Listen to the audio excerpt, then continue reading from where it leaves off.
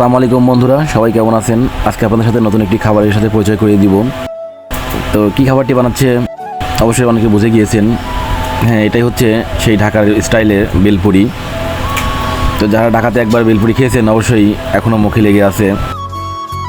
পাবনাতে বেলপুরি আইটেমটা অ্যাভেলেবল ছিল না, তো এখন অনেক জায়গায় এই বেলপুরি পাওয়া যাচ্ছে। পাবনার মধ্যে এমন খোলামেলা একটি পরিবেশে ফুচকা বিক্রি করতে দেখে আমিও লোভ সামলাতে না পেরে এক প্লেট অর্ডার করলাম। তো এটার লোকেশন হচ্ছে পাবনা পৌর পেপার কর্নারের অপোজিটেই।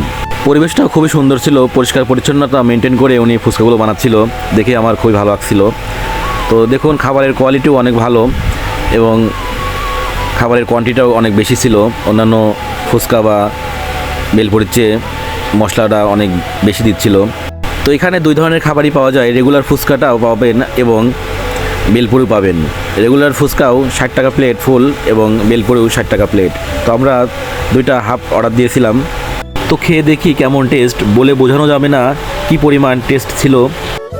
অনেক জায়গায় তো বেলপুরি বা ফুচকা খেয়েছি, কিন্তু এত পরিমাণ মশলা ছিল এবং মশলার কম্বিনেশনগুলো এত মজার ছিল যে মুখে নেওয়াতে একটি অন্যরকম তৃপ্তি অনুভব হচ্ছে।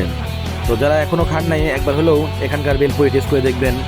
ইতিমধ্যে আমার আগেও যারা খেয়েছেন তারা অবশ্যই কমেন্ট করে জানাবেন কেমন এখানকার টেস্ট। তো দেখা হবে অন্য কোনো ভিডিওতে। সেই পর্যন্ত সবাই ভালো থাকুন, সুস্থ থাকুন। আল্লাহ হাফেজ।